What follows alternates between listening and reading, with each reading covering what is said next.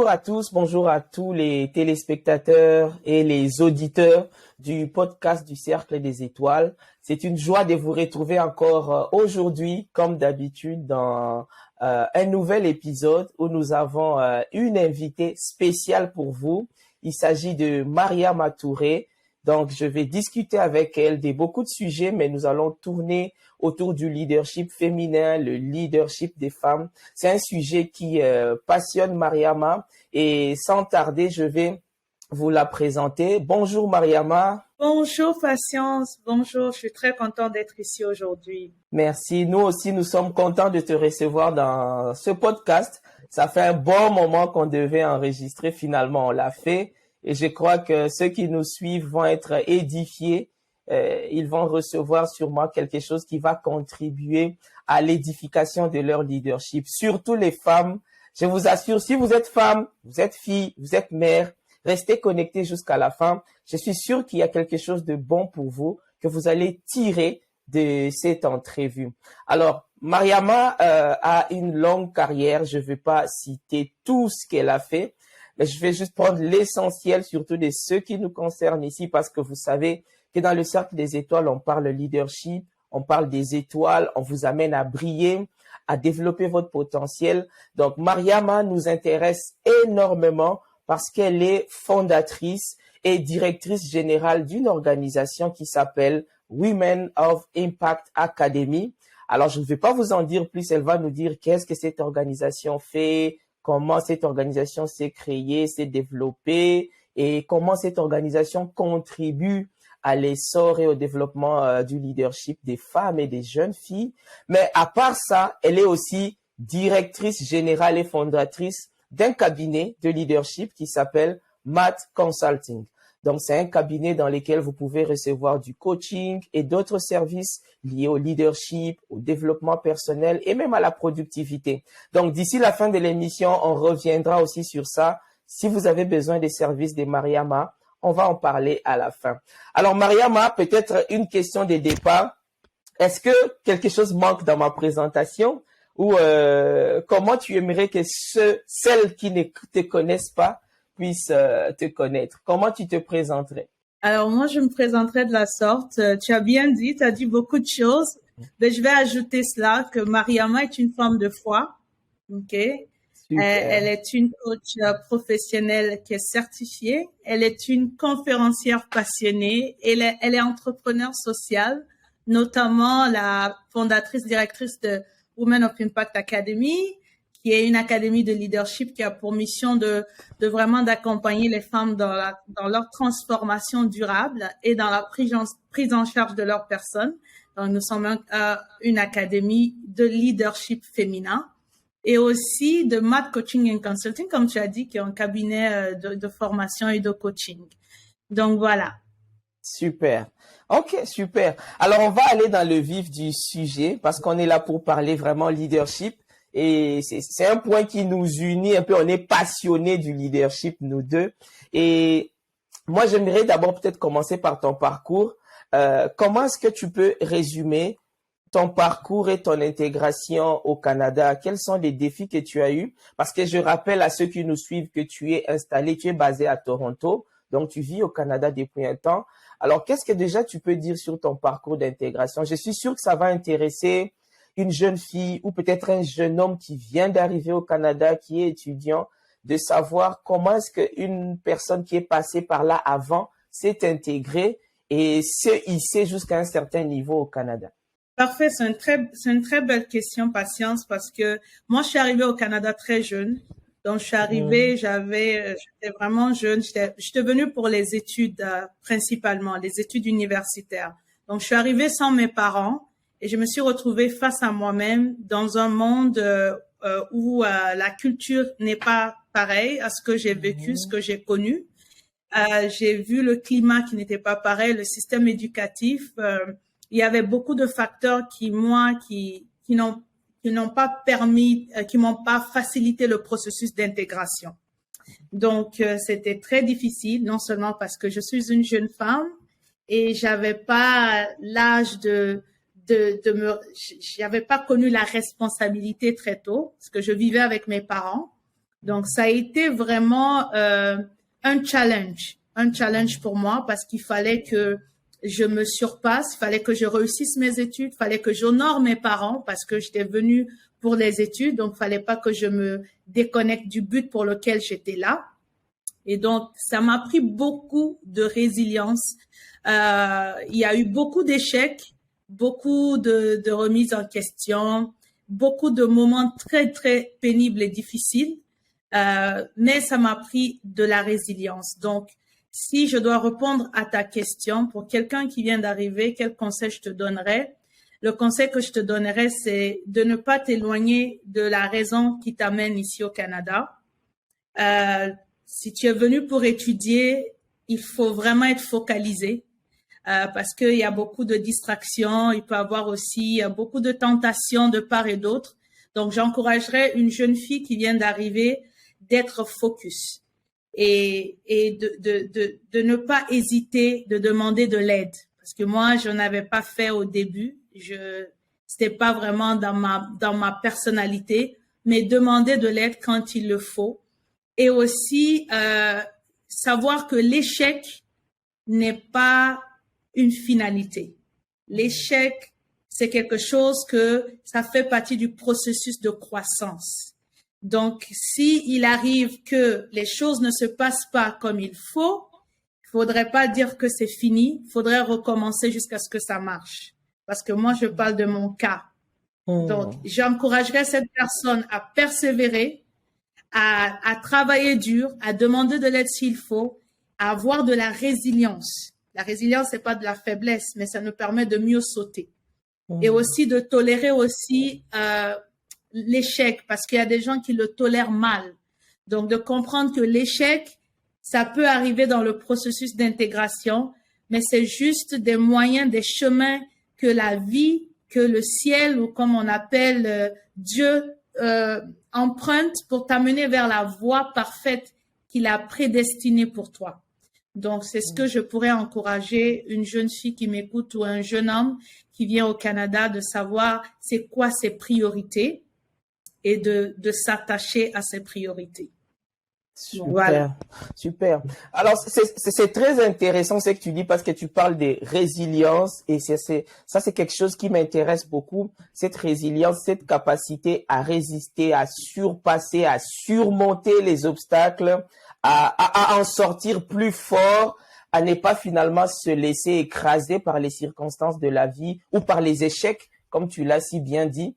Et est-ce que tu aurais un exemple je sais que tu as surmonté plein de défis, mais je ne sais pas s'il y a un seul défi que tu peux donner aujourd'hui dans le cadre de ton histoire personnelle.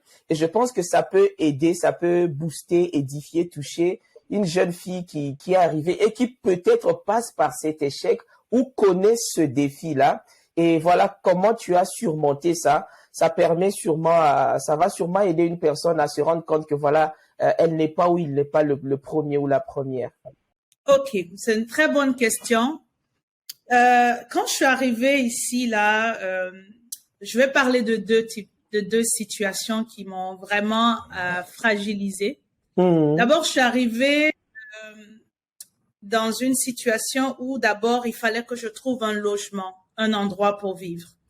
Et c'était pas facile pour moi. Il fallait qu'après l'école, juste après l'école, que je me mette à aller chercher les appartements, faire des visites. Donc, j'avais peu de temps pour étudier, pour faire mes devoirs, pour faire ce que je devrais faire.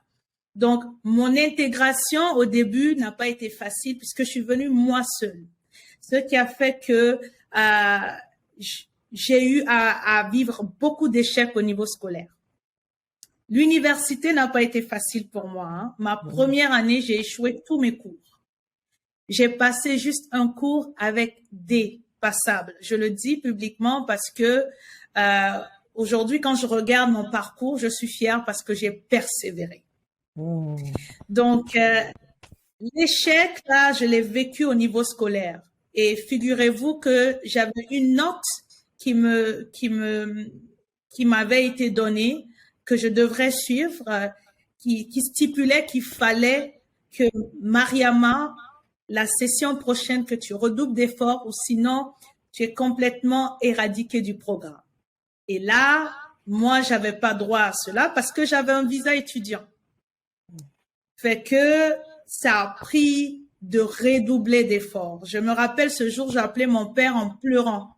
Je dis que c'est pas fait pour moi. J'étais découragée, j'étais abattue parce que je voyais que des échecs. La première session, hein.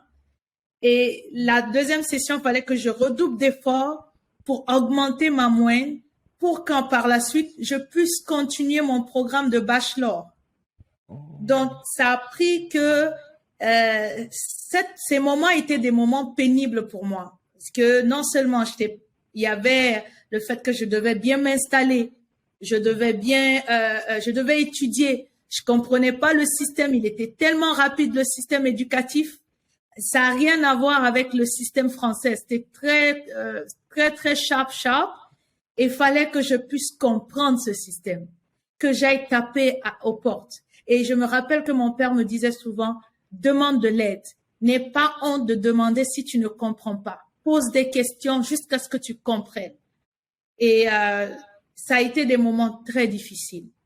Ce qui même a engendré par la suite des moments de dépression, des moments où j'étais dépressive parce que non seulement l'hiver, le système éducatif, il y avait tellement de facteurs qui pouvaient me pousser à abandonner. Parce que j'avais vu autour de moi beaucoup qui avaient abandonné, qui n'ont pas pu poursuivre les études. Mais moi, je me suis dit, je suis venue pour étudier. Je vais tout faire pour aller jusqu'au bout. Je ne sais pas avec quel moyen final je vais finir mon bachelor, mais il me faut ce bachelor entre les mains. Donc, ça a pris ce côté en moi, la rage de réussir, la persévérance. Je ne lâchais pas. Il fallait vraiment que je redouble d'efforts et il arrivait que j'aille à l'école en pleurant, que je quitte l'école en pleurant parce que c'était difficile. J'étais face à moi-même en tant que jeune fille, très jeune, qui avait la possibilité de vivre la vie et pourquoi pas d'abandonner, de trouver d'autres voies de réussite. Mais je m'étais dit qu'il fallait que j'aille jusqu'au bout et j'ai vraiment persévéré à ce niveau. Vraiment. Super, waouh. En tout cas, très belle histoire. C'est vraiment poignant, cette résilience. Au moins, un étudiant, une étudiante qui se retrouve aujourd'hui face à un échec peut comprendre que ce n'est pas la fin du monde. Il faut pas abandonner. Il y a toujours moyen de redoubler d'efforts, voilà, de rebondir et de faire mieux et de se retrouver, voilà, comme Mariama aujourd'hui qui dirige plus d'une organisation en même temps. Alors, parlons de Women of Impact Academy. C'est une académie que tu as mis en place, que tu as créée. Est-ce que tu peux nous parler un peu de l'histoire? Comment tu en es arrivé là? D'où est venue l'idée de mettre en place cette académie? Comment est-ce que c'est né en fait? Ça vient d'où? Alors, cette académie-là, est venue d'un rêve d'enfance, mais aussi est venue d'un constat. Le constat, c'est que lorsque je grandissais, dans mon pays, j'ai été témoin de plein d'injustices que les jeunes filles vivaient au quotidien, que les femmes en général. J'étais témoin vraiment de plusieurs cas d'abus de femmes, de jeunes filles, de violences qu'on appelle les violences basées sur le genre, l'excision, qui est un fléau dans mon pays et dans beaucoup d'autres pays d'ailleurs en Afrique. Donc, je voyais des jeunes filles privées d'éducation de qualité, privées d'éducation. Je les voyais privées de leurs propres droits. Je connaissais même pas en fait que l'excision c'était pas quelque chose de normal parce qu'on les arrachait une partie de leur chair. Donc, j'ai été victime de ces atrocités. J'ai été victime de certaines formes d'injustice qui m'ont révoltée. Donc, lorsque je grandissais, je me suis dit qu'il faut que je fasse quelque chose pour la cause des femmes.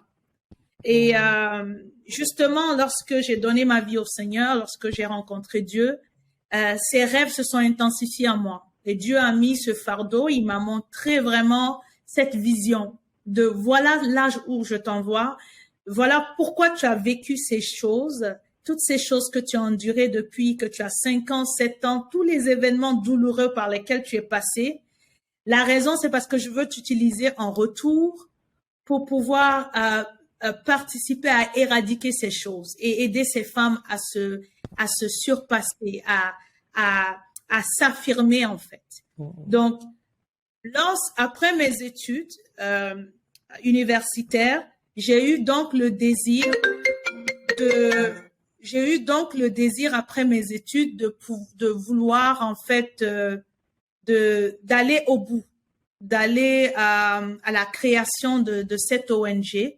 Et lorsque j'ai reçu la vision, ça m'a pris du temps parce que c'était tellement grand pour moi que je me disais, mais comment est-ce que moi je vais réaliser en fait ce projet?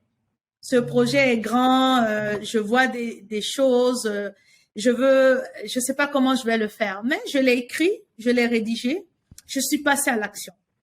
Et Women of Impact Academy, c'est mon histoire. J'aimerais que les gens sachent que c'est mon histoire. J'ai vécu des choses très jeunes, en passant par les violences basées sur le genre, l'excision, des choses qui étaient normales dans ma société.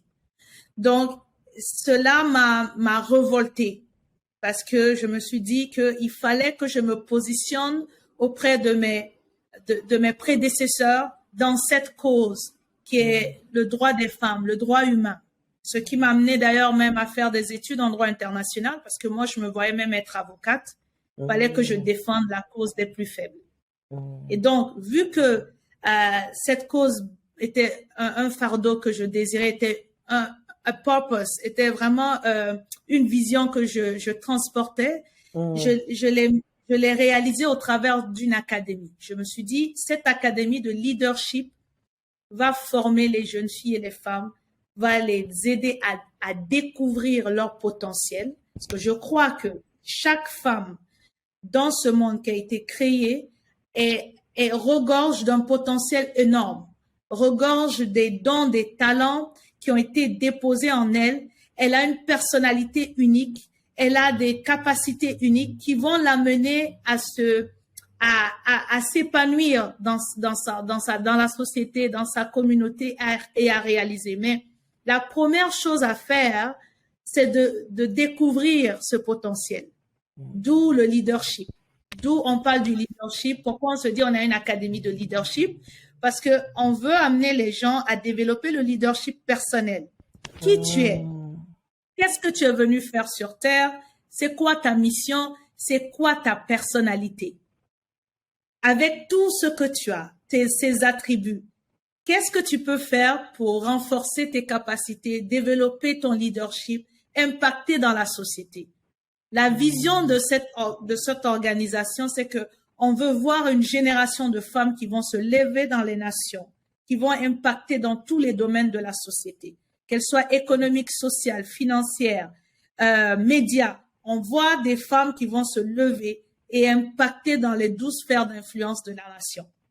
Et on sait que c'est possible parce que les femmes ont quelque chose. Elles ne sont pas au-dessous des hommes, mais elles ont le même cerveau, la même capacité intellectuelle que les hommes. Donc, elles peuvent aussi faire quelque chose pour contribuer à l'économie des nations, en fait.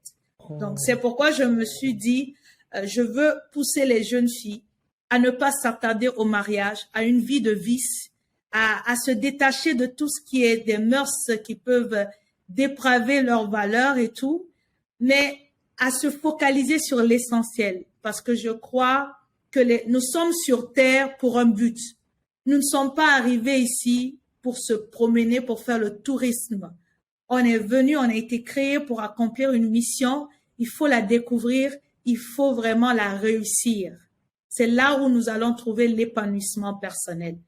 Donc, c'est pourquoi je suis là, je me positionne comme cette actrice du changement, cette actrice qui veut contribuer à améliorer la vie des jeunes femmes au travers de mon académie, qui est ici au Canada, mais aussi au Burkina Faso et en Guinée-Conakry. Super, parfait, parfait. Wow, très intéressant. Alors, juste une question qui me vient comme ça. Une jeune fille, un jeune garçon qui arrive au Canada, ou même en France, il arrive en France, il arrive en Belgique, en Suisse, il arrive aux États-Unis ou il arrive à Londres pour ses études, peut être confronté aux mêmes défis que tu as évoqués tantôt. Il y a des défis qui sont liés au passé, au pays d'origine, mais il y a aussi les défis présents auxquels ils font face dans les pays où ils viennent d'arriver. Et j'ai aimé que tu as parlé des résiliences, de la persévérance. C'est déjà les deux grands points sur lesquels j'insiste pour les jeunes surtout. Résilience, persévérance. Mais il y a un jeune qui peut me dire, bon, patience, Mariama, c'est Mariama. Mariama n'est pas arrivée peut-être à Londres comme moi, à Toronto, à Montréal comme moi, à Paris comme moi. Je suis confronté ici soit à une telle pression, soit à un tel manque, soit à un tel dénuement, peut-être sur le plan financier, ça peut être aussi sur le plan du logement. Qu'est-ce qui, moi, va m'aider? Comment je vais m'accrocher pour vraiment persévérer? Même si on dit, voilà, persévérance, on dit résilience. Je vais tirer ça d'où? Est-ce qu'il n'y a pas d'autres choses qui vont vraiment m'aider de manière concrète? Ou surtout pour les gens qui pourraient me dire, en tout cas, ça, c'est l'expérience de Mariama, mais moi, comment je fais? Cette résilience, cette persévérance qui l'ont aidé à surmonter, elle a tiré ça d'où? Et comment, en fait, elle a développé ça? Ok, très bonne question. Quelqu'un qui arrive et puis qui a des défis financiers, qui a des défis à tous les niveaux. C'est normal. La vie estudiantine, c'est une vie où il faut passer par là. On vit avec le strict minimum. C'est pourquoi il faut vraiment connaître ses priorités. Quand tu connais tes priorités, tu sais que je vais pas dépenser telle somme d'argent parce que à la fin du mois, je vais être serré. Donc, avoir une bonne gestion financière, approcher les gens pour nous aider à mieux gérer nos finances, écouter des podcasts, aller vers vos banquiers financiers, essayez de faire la part des choses. C'est très important. Les amitiés, entourez-vous. Un leader, c'est quelqu'un qui choisit ses amis. Sachez ce que vous voulez dans la vie. Quand vous savez ce que vous voulez dans la vie, quand vous avez une vision claire, vous choisissez vos amis en conséquence, vos choix en conséquence, votre environnement, même, vos projets en conséquence, vos relations même. C'est très important. Donc, moi, je vais mettre l'emphase sur ça. Au-delà de ça, je crois que tout être humain a besoin d'une source supérieure au-dessus de nous. Quelque chose de plus grand que nous, qui peut nous supporter dans la vie, dans notre quotidien. Je le cacherai pas, moi je suis une chrétienne, je suis une enfant de Dieu, je suis une femme qui a la foi. Donc si c'est quelqu'un qui m'écoute, est un homme de foi, est une femme de foi, cette source qui est Dieu, qui est celui que nous contemplons, qui est notre rocher, il est cette personne aussi qui va te donner la sagesse et l'équipement dont tu as besoin pour pouvoir avancer dans cette étape de ta vie. Donc, peut-être il y en a qui croient en autre chose, à d'autres formes d'adoration. Mais moi, je parle de celui à qui je crois. Il a la possibilité de t'accompagner à traverser cette saison aussi de ta vie et toutes les saisons de ta vie en général. Donc, c'est très important d'avoir une vie aussi de prière, une vie de consécration, une vie où au-delà de tes efforts personnels, tu soumets aussi tes autres activités à une puissance supérieure qui peut te fortifier et t'accompagner à prendre des bonnes décisions. Donc, c'est très important. C'est très important d'avoir une communauté aussi. S'il y a la possibilité d'avoir une église, d'avoir des personnes qui pourront t'accompagner. Moi, lorsque j'étudiais vraiment, j'ai rencontré ces moments difficiles, j'étais pas chrétienne. Donc, c'était encore doublement difficile. Et lorsque je me suis convertie au christianisme, les choses encore ont été un peu plus faciles parce qu'il y a cette source qui te soulage, qui te fortifie au besoin. Mais c'est très important d'avoir une communauté, d'avoir une vie vraiment, une vie de prière, de méditation, une vie où on peut aller voir ton frère et ta sœur pour demander des conseils, de l'aide dans la sagesse. Donc, c'est important que lorsque ces choses arrivent, de ne pas regarder loin. La personne est là, Dieu est là, il est là en toi, et puis invoque-le, il va te fortifier à ces moments-là. Voilà. Super. Des très bons éléments. Donc, je rappelle la foi en Dieu, qui est un élément très important. la présence d'une communauté auprès de qui tu peux te ressourcer, avec qui tu peux échanger. Je retiens aussi les priorités. Quelles sont tes priorités? Savoir vraiment connaître ses priorités, mais aussi les fréquentations. Les fréquentations. Mhm. Donc, je crois que pour un jeune homme ou une jeune femme qui nous écoute, ces éléments-là sont importants parce que on dit que nous sommes la moyenne des 5 personnes que nous fréquentons. Et la communauté aussi est importante parce que pour la communauté, même moi, je peux témoigner que depuis que je me suis converti et que j'ai une église, j'ai une communauté qui me soutient, auprès de qui je me ressource, où j'ai ce qu'on peut appeler un mentor. C'est vraiment très important. Je crois qu'on va revenir même au programme de mentorat des Women of Impact Academy. Mais c'est tellement important cette question du mentorat parce que s'il faut en parler en termes des besoins et des réalités, je me rends compte que la plupart des jeunes étudiants, des jeunes étudiantes, ou même simplement des jeunes immigrants qui arrivent au Canada ou dans d'autres pays, l'un des problèmes qu'ils ont, c'est juste le manque d'information. Quelqu'un qui arrive au Canada, par exemple, ne sait pas qu'il lui faut un numéro d'assurance sociale pour travailler, ne sait peut-être pas comment obtenir un permis de conduire, ne sait peut-être pas comment ses cours sont organisés, le système des crédits. Et avoir une personne qui peut te guider, qui peut t'orienter, qui peut te dire, voici ici, il faut éviter ça, il faut faire ceci ou cela, c'est vraiment un élément important.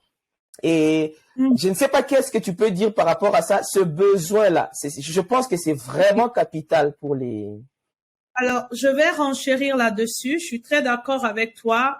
Quand je suis arrivée, j'ai manqué ça. Je connaissais pas cette notion de mentorat parce que tu sors de la maison familiale pour entrer dans la vie, dans la vie des adultes. Tout de suite, tu dois avoir ton appartement toute seule, tu dois aller à l'école, t'es habitué à ce qu'on te dise, marche de cette manière, fais ci, fais ça, puis tu te retrouves toi seul, maintenant à vouloir faire les choses de la bonne manière. Chose qui n'est pas donc. Le mentorat, là, c'est très important. On vient au Canada, souvent, on n'a pas les informations qu'il faut. On ne sait pas vers qui aller. Moi, j'aurais voulu avoir un mentor très tôt. J'aurais voulu avoir des mentors pour me guider dans mes choix académiques, dans mes choix professionnels, dans ma destinée. Je crois en la destinée. Donc, je crois que une petite erreur dans la vie peut nous éloigner de notre destinée ou peut nous retarder notre destinée. Donc, moi, j'aurais aimé avoir des mentors, c'est-à-dire des personnes. Le mentor, c'est la personne qui te montre le chemin qu'il a traversé, le chemin qu'il a fait réussir. Donc, il te prend par la main pour dire, voilà le chemin que j'ai pris. C'est comme ça on fait pour arriver à tel niveau. J'aurais aimé avoir ça très tôt. Mais moi, en fait, ce sont des choses que j'ai cherchées. C'est là, j'ai manifesté vraiment mon leadership personnel. Moi, je l'ai manifesté à un moment donné parce que j'avais la rage de réussir. Je voulais réussir. Je voulais contribuer à la société. Et je savais qu'il y avait une voix, il y avait un fardeau qui était en moi qui me disait que tu dois prendre ta place. Et quand je suis arrivée au Canada, je me suis dit, là, il faut que je prenne ma place ici. Je fais partie des Afro-Canadiennes aujourd'hui qui croient en leur place dans la société. Je me suis dit, je parle peut-être pas comme eux. J'ai pas eu peut-être les mêmes avantages, mais aujourd'hui, j'ai l'opportunité de me bâtir et d'arriver à ce niveau. Mais le mentorat, là, est très important. Est très important. Chercher des personnes à qui vous voulez ressembler. Exactement. Écouter des personnes, le mentor, quand j'ai découvert le mentorat, j'ai compris que le mentor, c'est pas seulement quelqu'un qui est présent. Moi, il y a des mentors, Miles Monroe, des mentors que John Maxwell. Il y a des mentors que j'écoute de loin, Steve Harvey. Toutes ces personnes que quand j'écoute leur parcours, quand j'écoute ce qu'ils donnent comme conseil, je veux l'appliquer dans ma vie. Donc, il y a sûrement des personnes qui vont dire, bon, moi, j'ai personne à qui aller. Quelle est la personne qui te passe, que tu apprécies? Quelle est la personne à qui tu veux ressembler demain? Est-ce que tu veux être, par exemple, j'aime beaucoup la communication. et j'aime écouter Michelle Obama parler, faire des discours, parce que je me vois en elle. Je suis pas première dame, mais je me vois en elle.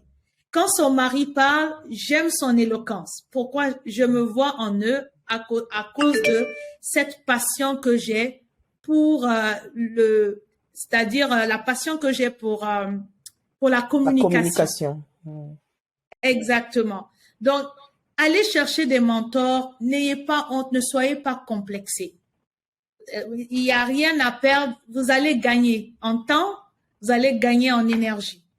Donc, allez vers ces mentors ou s'il y a même des personnes que vous appréciez, vous pouvez les écrire sur LinkedIn, sur Facebook.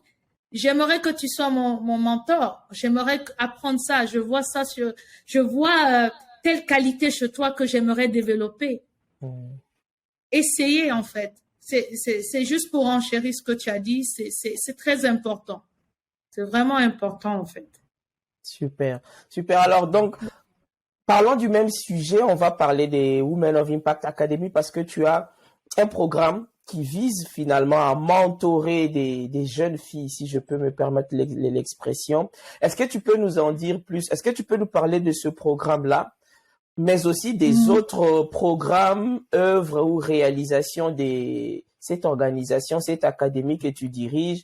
Qu'est-ce que vous avez déjà réalisé? Qu'est-ce que vous êtes en train de réaliser et qu'est-ce que vous projetez de réaliser? Comme ça donne un peu une idée claire de qu'est-ce que vous faites dans cette académie.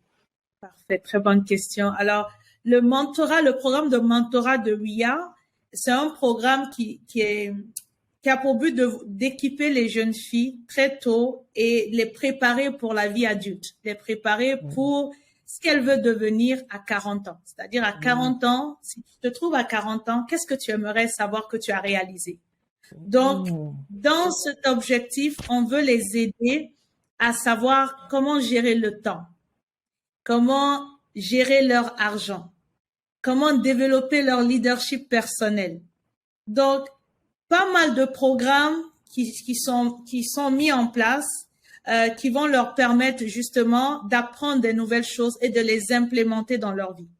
Donc, d'ailleurs, on commence un programme de mentorat qui est quand même en anglais, qui commence en anglais, mais on aura d'autres formules en français, qui commence le 16 octobre. Donc, ce sera ça. On va faire de l'accompagnement en groupe à des jeunes filles sur la gestion du temps, la gestion financière, la communication, le leadership personnel, même l'entrepreneuriat, les affaires. Donc, on va les équiper à tous les niveaux.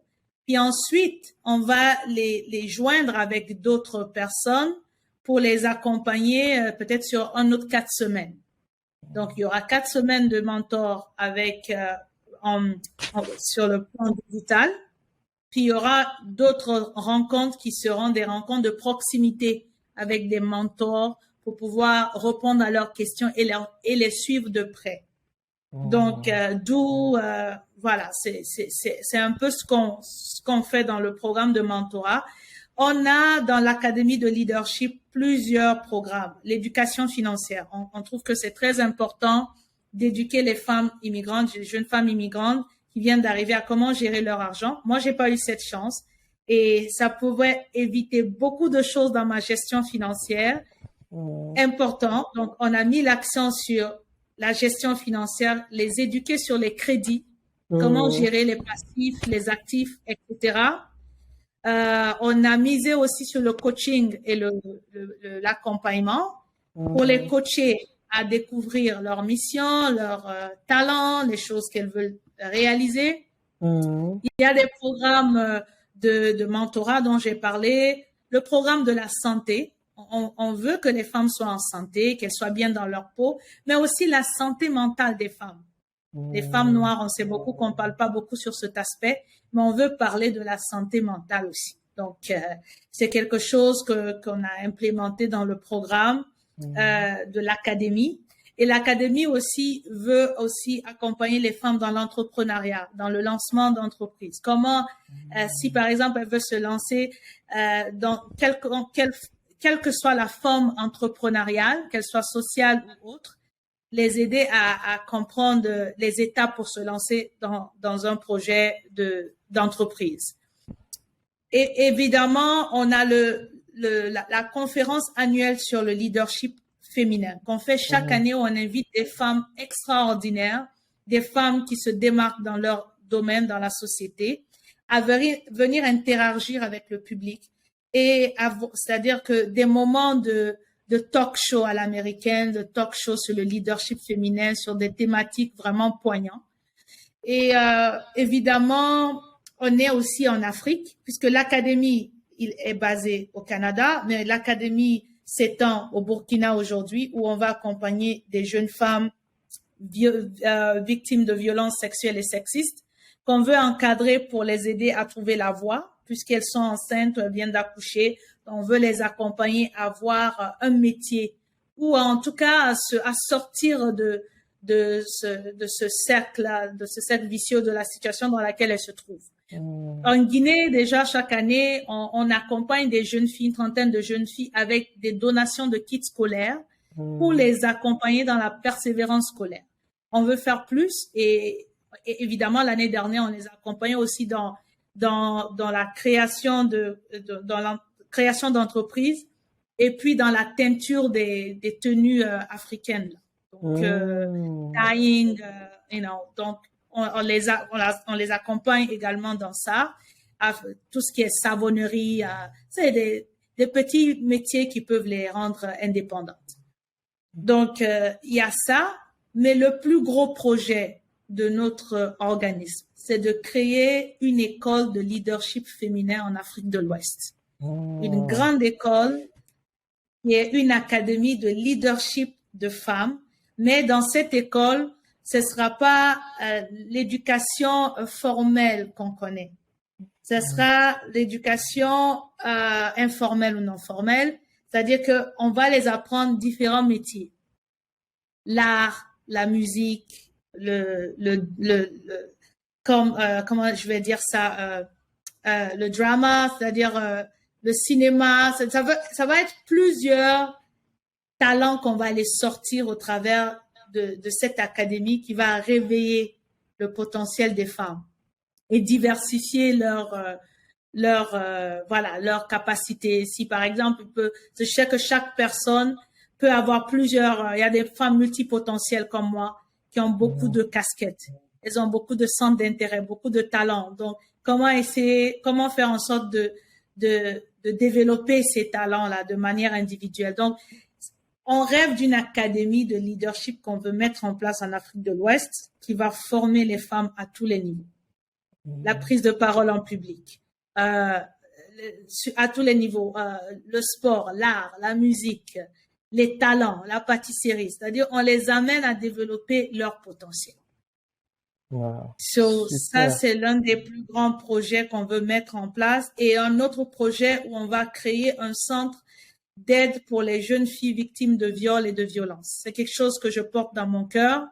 Il n'y a pas de structure pour accompagner ces personnes de la blessure jusqu'à l'insertion socio-professionnelle, voilà. Donc, on veut les amener, non seulement ces personnes, les accueillir au stade des blessures, les conduire au niveau juridique pour porter plainte, les accompagner à tous les niveaux, et bien sûr les aider avec des psychologues à se rétablir, à être restaurés de ce traumatisme, mais aussi les aider à se réinsérer graduellement dans la société. Ce sont deux gros projets qu'on a en place, qu'on veut mettre en place pour l'épanouissement des femmes et des jeunes filles. C'est notre manière de contribuer au leadership féminin et à l'essor, à l'agenda féminin dans les nations. Donc voilà. Super, super, magnifique. En tout cas, très, très beau projet, des très beaux et bons projets qui, je crois, qui vont sûrement aboutir. Le projet de mentorat m'intéresse beaucoup. La question du mentorat m'intéresse beaucoup parce que je sais que beaucoup de jeunes manquent en fait un mentor pour s'intégrer, pour se développer, pour identifier même ses talents, son potentiel et puis les développer, aller plus loin.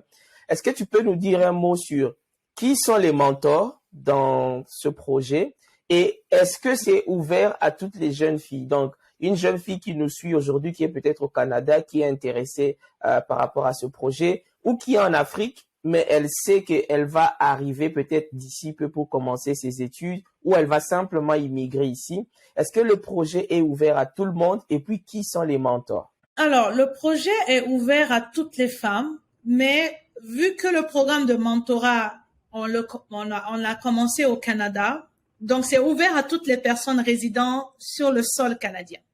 OK. Et donc, les mentors, je suis mentor parce que je suis de celles qui investit aussi, d'une part, dans mon organisation. Il y a aussi des femmes qui sont expertes dans d'autres domaines qui se joignent à moi pour pouvoir accompagner chaque semaine au travers du programme de mentorat qu'on a mis sur 3 à 4 semaines. Donc, et ces mentors, ce sont des personnes qualifiées, des personnes qui ont une expertise. Donc, on cherche des personnes qui ont de l'expertise. Ça peut être homme ou femme. On a besoin de la main-d'œuvre. On a besoin des personnes qui veulent redonner de leur capacité, de leur histoire, de tout ce qu'ils ont appris et tout ce qu'ils savent faire. Maintenant, en Afrique, je reçois beaucoup cette question qui dit, on veut aussi participer à l'académie en Afrique. On est en train de mettre en place des stratégies pour voir comment est-ce qu'on peut mettre en place. Déjà, il y a un projet sur lequel on travaille qui est le Women of Impact Fellowship Program. Donc, c'est un programme de fellowship pour 4 à 6 semaines où on va former les jeunes femmes à tous les niveaux sur 6 semaines. C'est-à-dire que en Afrique.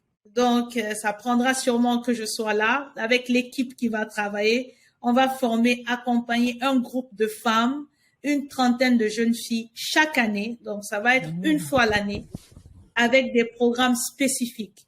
On va les former sur la communication, prise de parole en public, comment faire un pitch de vente si elles veulent se lancer en affaires. On va les former sur l'éducation financière, comment gérer leur argent, comment créer des sources de revenus additionnels sur le digital, parce que je crois à l'économie du digital qui est en pleine expansion en ce moment. On veut les former sur le digital, on veut les former sur la confiance en soi, parce qu'aujourd'hui, le problème des femmes en Afrique, c'est pas qu'elles manquent de compétences, c'est pas qu'elles elles manquent d'expertise, mais elles manquent de confiance en elles. Donc, il faudrait les aider à renforcer leur confiance en elles. Donc, il y aura une panoplie de programmes dans ce fellowship programme annuel qu'on veut établir, peut-être à partir de 2022, qui va nous permettre d'accompagner, de sélectionner des femmes qui sont motivées.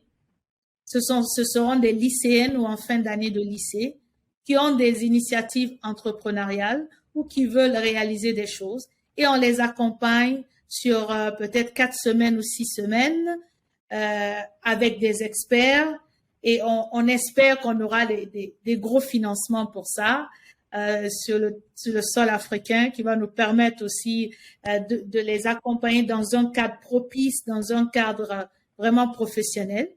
Et puis à la suite de ça, elles auront un diplôme et elles auront accès aux ressources ou aux personnes pour pouvoir commencer à mettre en place leurs petites initiatives. Donc, c'est ce qu'on veut faire pour l'Afrique. Ouais. Super, un très bon projet en tout cas.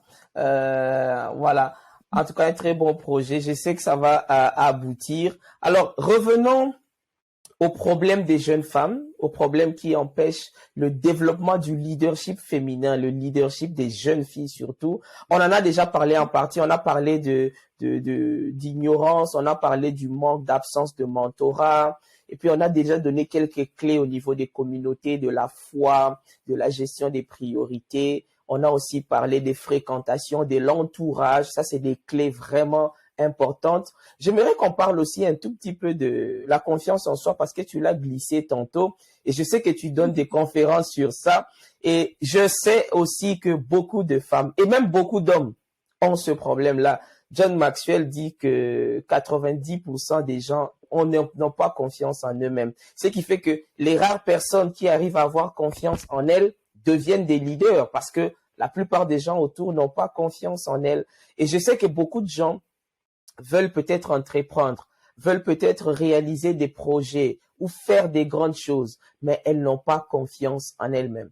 Et je pense que, comme tu l'as mentionné, c'est l'un des sérieux problèmes des femmes et des jeunes filles. Alors, est-ce que, je sais que ce n'est pas une session de coaching ou de conférence, mais est-ce que tu peux donner une ou deux clés, quelques clés pour une jeune fille qui nous suit, pour qu'elle ait un peu plus confiance en elle-même, pour qu'elle ne se sente pas faible, qu'elle ne se sente pas incapable, qu'elle ne puisse pas se dire, bon, moi, je suis un raté, j'ai déjà eu trop d'échecs, je ne pourrai rien faire, je dois me contenter juste d'un minimum.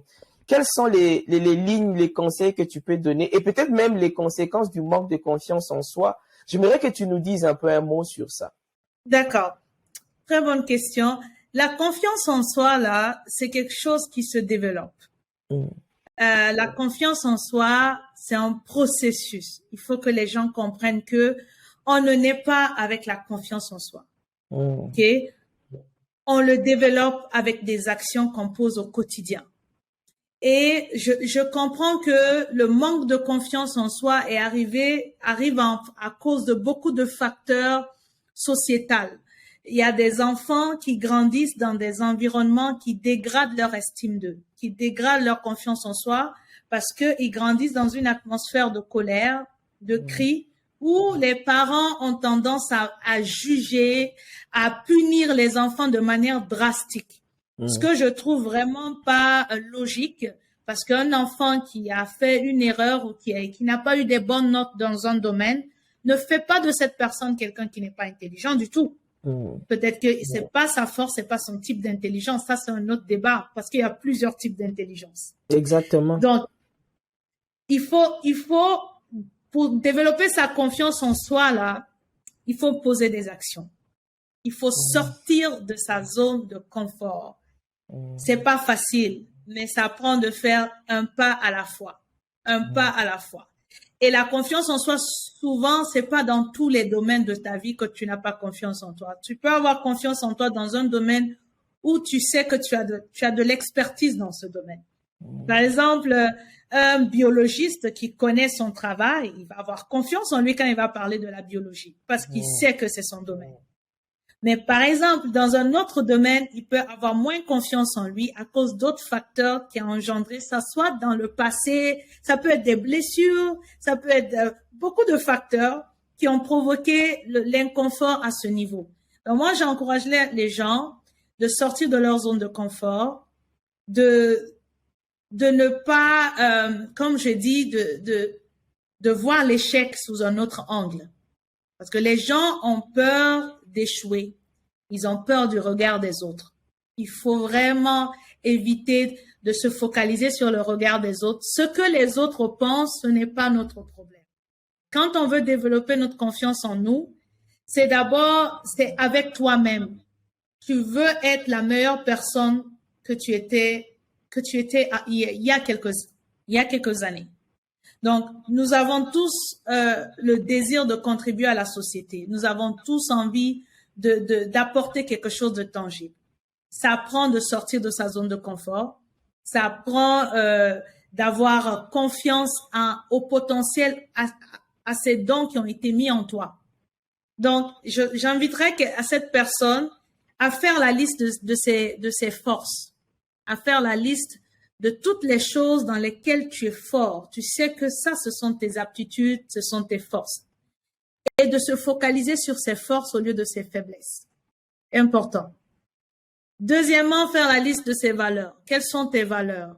Quelle est ton identité? Parce que ton identité n'est pas liée à ton échec. Ton identité n'est pas liée à ce diplôme-là que tu cherches à avoir, ou à ce travail-là que tu cherches à avoir, qu'on refuse de te donner. Ton identité va au-delà de ça. D'où comprendre c'est quoi le leadership commence à l'intérieur de nous. Il faut s'asseoir et prendre le temps de se découvrir. Quand tu connais tes forces, tu connais ton identité, tu commences à découvrir tes potentiels, tu vas avoir plus confiance en toi. Parce que tu vas sortir de ta zone de confort, tu vas commencer à poser de l'action. Mais si tu te focalises sur tes faiblesses, tes erreurs, ben là, le subconscient va te ramener tu vas devenir nonchalant. Et quand on est nonchalant, on traîne les pieds. Et quand on traîne les pieds, on n'avance pas. Donc, il va falloir vraiment faire un pas à la fois. Si par exemple tu es quelqu'un qui n'a pas qui a peur d'aborder les gens, je te dirais, ben, commence par aborder quelqu'un dans la rue une fois peut-être par semaine. Commence à vouloir aider quelqu'un, à aborder quelqu'un dans le train, à entamer une discussion avec quelqu'un. C'est comme ça on commence. C'est en forgeant, on devient forgeron. C'est en devenant, en travaillant, en pratiquant qu'on devient expert et qu'on a confiance en. Et plus on est expert, plus la confiance monte. Plus on maîtrise, plus la confiance monte. Donc, je donne une métaphore rapide. Quand on commence à conduire là, on n'arrive pas à parquer à l'arrière tout d'un coup là. Ça prend beaucoup d'apprentissage, beaucoup d'essais.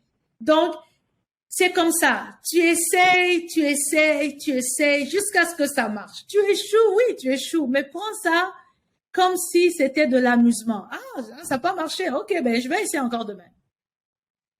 C'est comme la langue. Lorsqu'on apprend une langue, on fait beaucoup d'erreurs, beaucoup de fautes. Mais est-ce que parce qu'on fait des fautes qu'on va arrêter d'apprendre? Non, mais dans ce cas, tu vas jamais apprendre la langue que tu vas apprendre.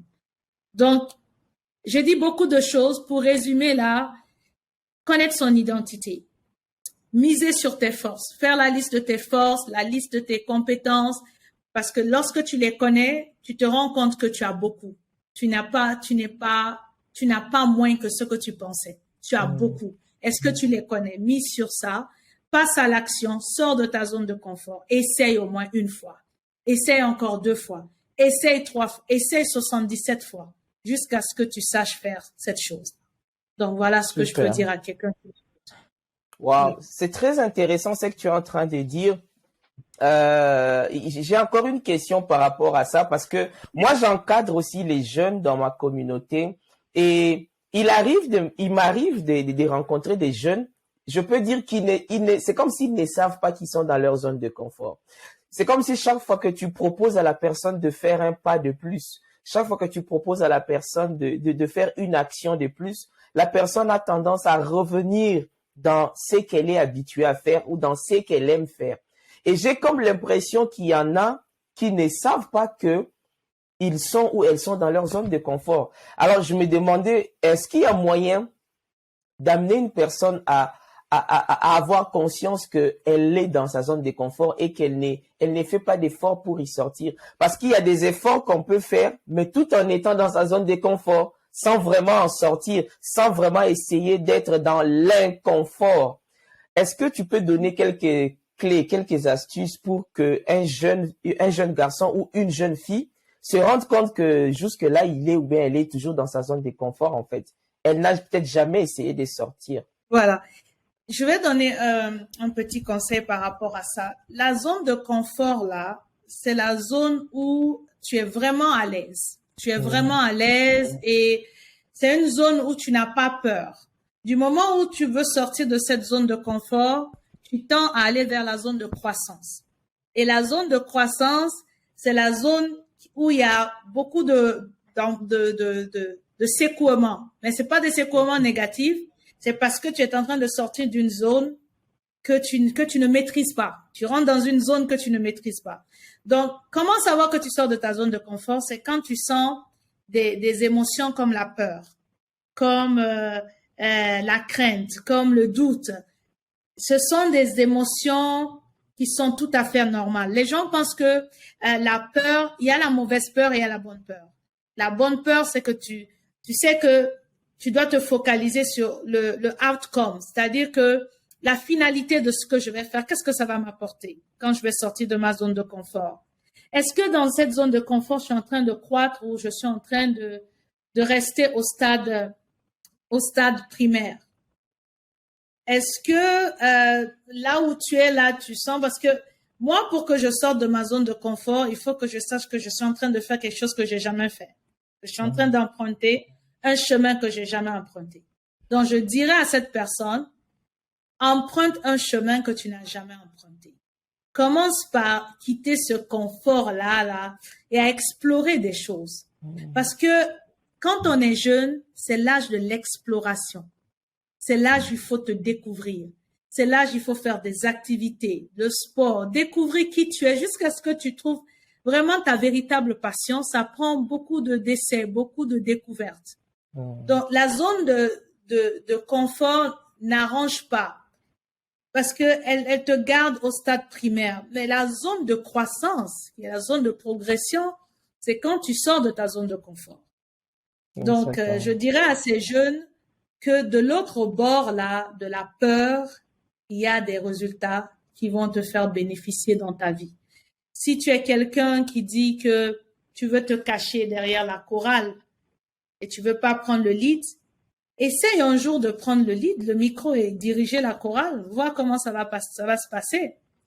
Essaie de prendre des initiatives de leadership parce que c'est ça le leadership. Moi, je pense pas, je n'aime pas trop ce leadership de décision là, d'autorité là. Moi, j'aime le leadership de service, le leadership personnel qui te pousse à prendre des initiatives personnelles et qui t'amène à sortir de ton confort pour t'amener à voir que au-delà de ça, il y a du bon de l'autre bord de la route, en fait, du chemin. Donc, oser, je dirais aux jeunes, oser.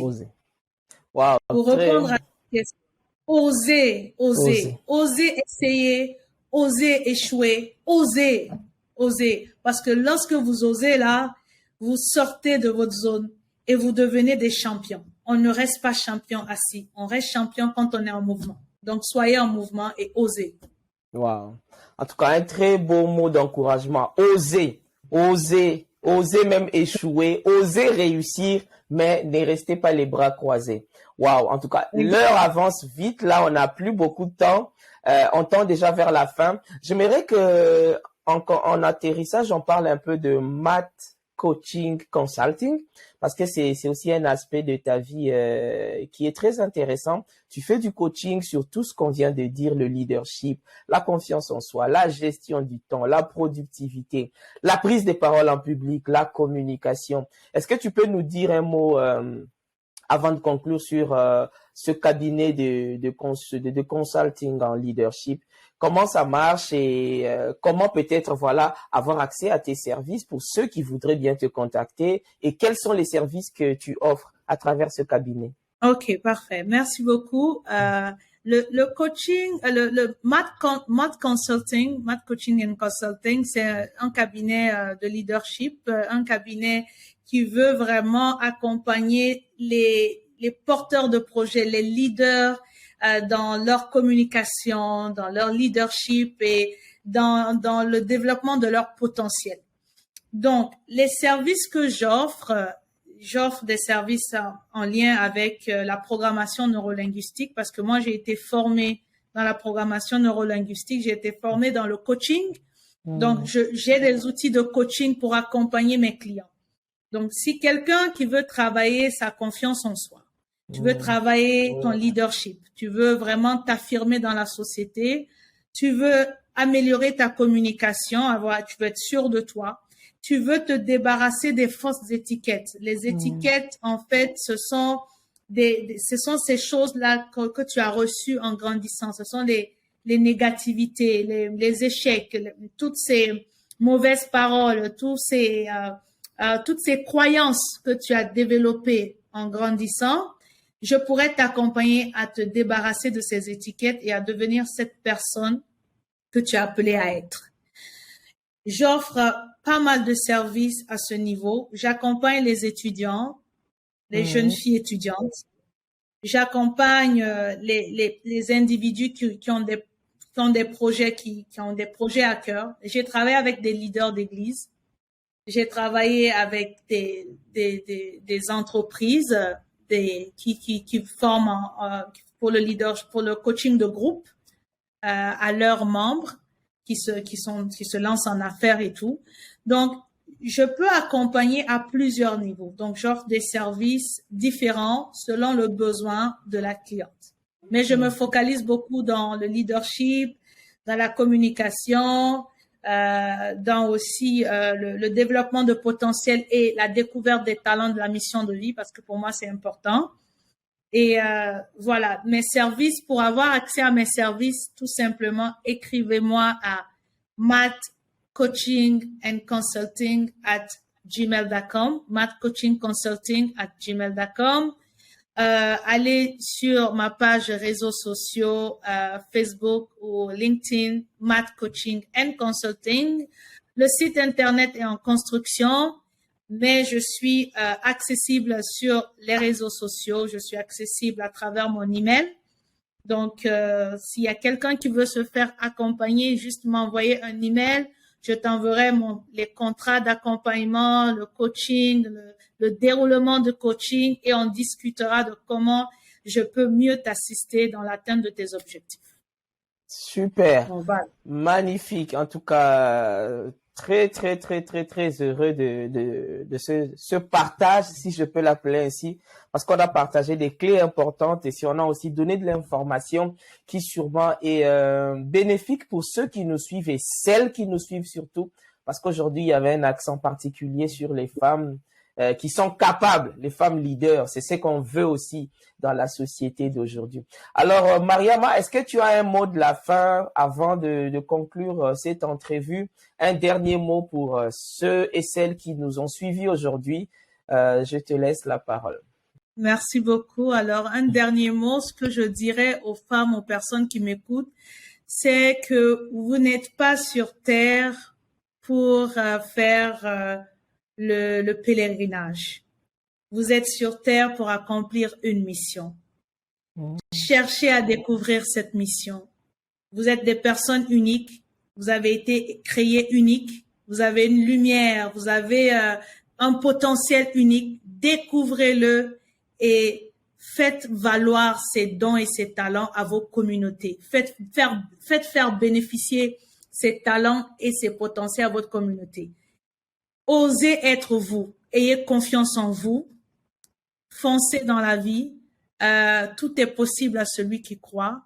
Et on peut voir avec Martin Luther King, Mère Teresa et toutes ces personnes, Nelson Mandela, ce sont des personnes qui se sont levées pour une cause. Ayez une cause qui vous réveille le matin et battez-vous pour changer le monde. Tout est possible. Il y a de la place pour tout le monde. On n'est pas en compétition. Osez réussir, osez échouer, osez sortir de votre zone de confort, ayez confiance en vous et allez, changez le monde, une vie à la fois, changez le monde. Voilà. En tout cas, osez, foncez, allez-y, passez à l'action. C'est vraiment, ce sont les derniers mots de Mariama.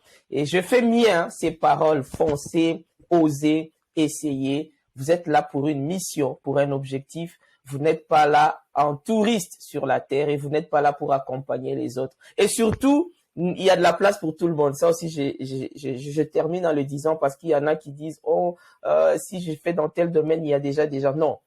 Mariama est coach en leadership. Moi, je suis coach en leadership. Le fait qu'elle soit coach ne m'empêche pas d'être coach et vice-versa. Et peut-être que demain, vous aussi, vous pouvez être coach. Donc, ne vous sentez pas intimidé, bloqué. Passez à l'action, allez-y. En tout cas, Mariama, 1000 merci ou 1 million de merci pour ton temps, ta présence. Merci pour le temps que tu as consacré à ce podcast. C'est vraiment apprécié. C'est toujours un plaisir d'échanger ensemble. Je sais qu'on aura encore peut-être un autre épisode pour évaluer les activités réalisées, les projets. Il y a sûrement des belles choses qui arrivent encore pour l'académie et pour le cabinet. Donc, on y reviendra.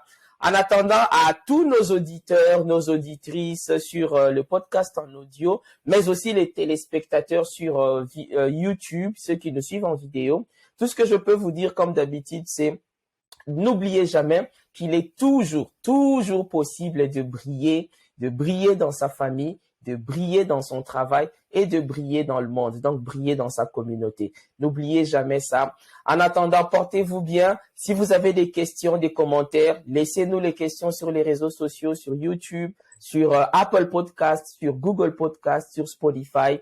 Nous allons nous faire un plaisir de vous répondre. Et en attendant, on vous dit portez-vous bien. On se retrouve au prochain épisode. Et bye bye.